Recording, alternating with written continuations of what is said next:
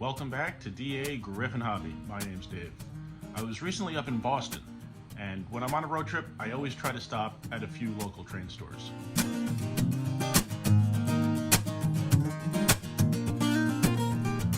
This time I stopped at Charles Rowe Supply Company in Malden, Massachusetts, and Northeast Trains in Peabody, Massachusetts. Now, from when I lived in Massachusetts, I'm told that's pronounced Peabody. So either Peabody or Peabody, Massachusetts, whatever. I went to the train store, and both places were great to visit.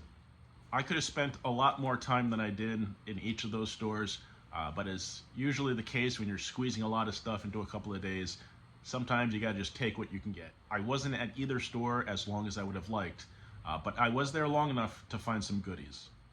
I'm a budget hunter. I like finding stuff more by price tag than by particular item. There's plenty of stuff out there that doesn't cost an arm and a leg. There's plenty of stuff that's not at list price, and I just really enjoy looking for that stuff, even if I have to repair some of the stuff once I get it home.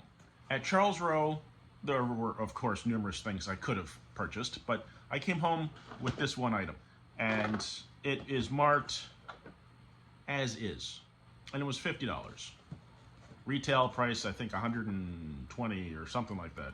But it's the Pennsylvania Railroad Hobo Hotel.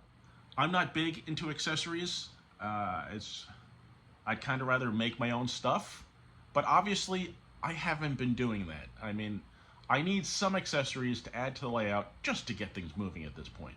So in the box, but as is for 50 bucks, how could I pass that up? I did ask, and he said he thought maybe it was just the telephone poles that were broken. I don't care. That's not going to bother me. Glue them back together, modify them, whatever. Doesn't matter. It looks like it's in great shape, just looking at the box, but I haven't opened it yet. Hopefully, it does what it's supposed to do. Definitely some loose pieces. Oh.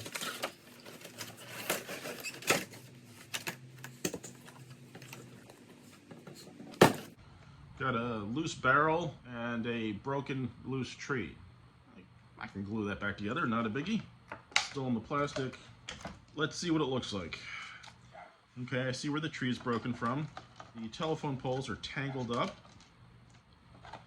The shirtless dude was passed out inside the boxcar. The boxcar shell's in great shape. The base looks fine. The wire's just attached down here, so that's fine. A loose and broken tree, a loose barrel, a loose person, and the telephone poles have been tied around this dude, and I really can't see the string. All right, I'm gonna fiddle with this for a moment and try to get these telephone poles off. I sort of fixed it, at least for now.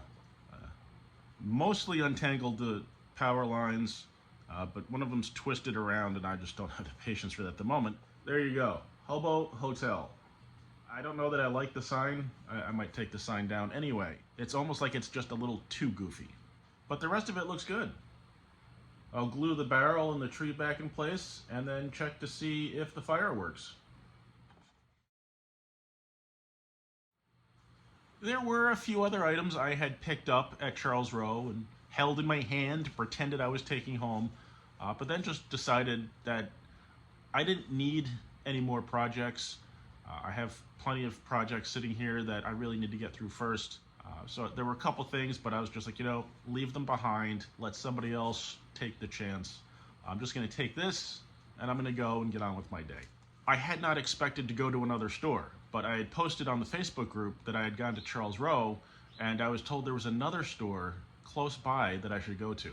And I'm so thankful for that because that store was amazing. I could have spent all day looking through the shelves, but again, you only have so much time, right? So I spent what time I had, looked through everything, got a bunch of pictures, found a bunch of stuff I'd like to come home with, but I limited myself to 4 cars. The first one caught my eye because, well, it's a Pennsy car and an old Weaver box. Even though it is an old model, still in the plastic. Hopefully it's not warped and the trucks aren't messed up from being wrapped in plastic for so long, but even if they are, won't be the first Weaver car I had to play with the trucks on to get it to work right. I only have one other center flow hopper. It's over on the shelf somewhere.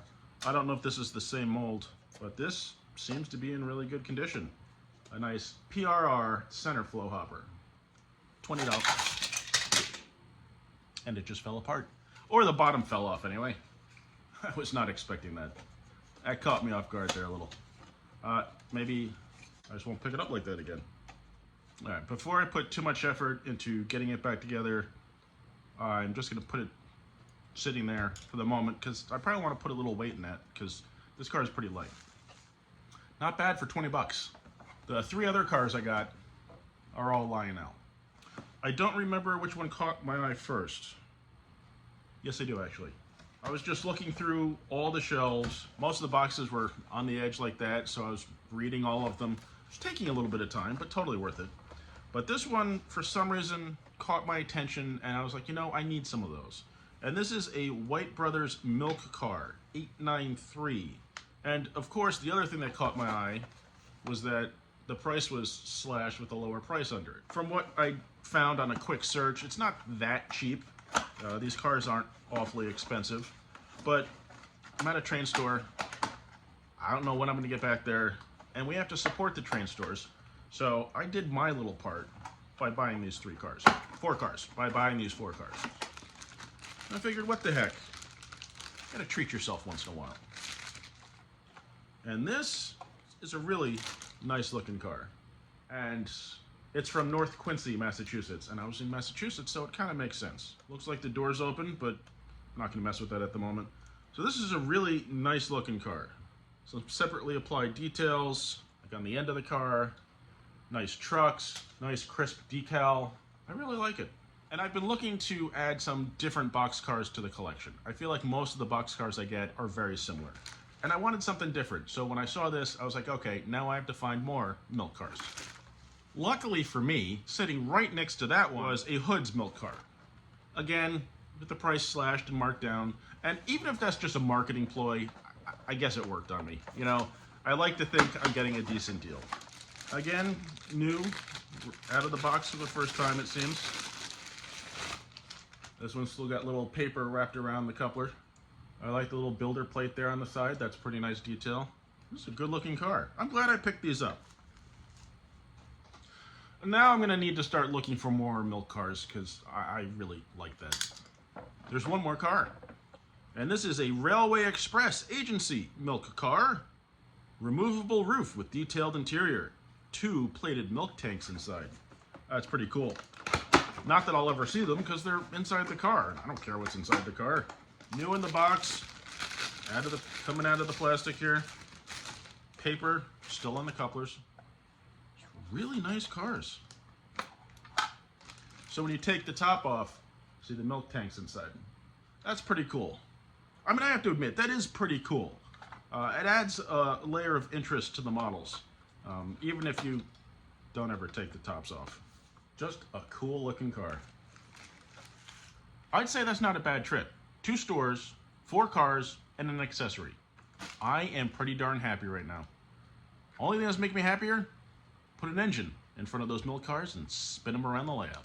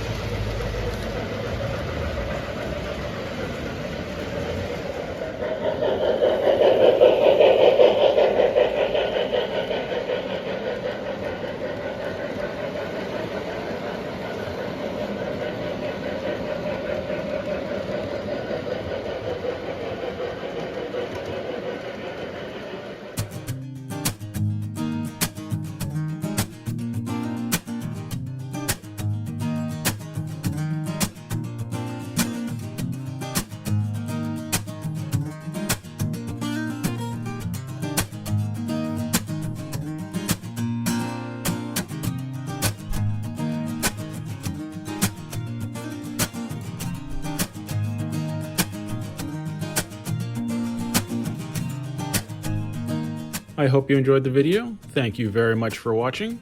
Please remember to like, comment, subscribe, and I'll see you next time on DAGryffyn Hobby.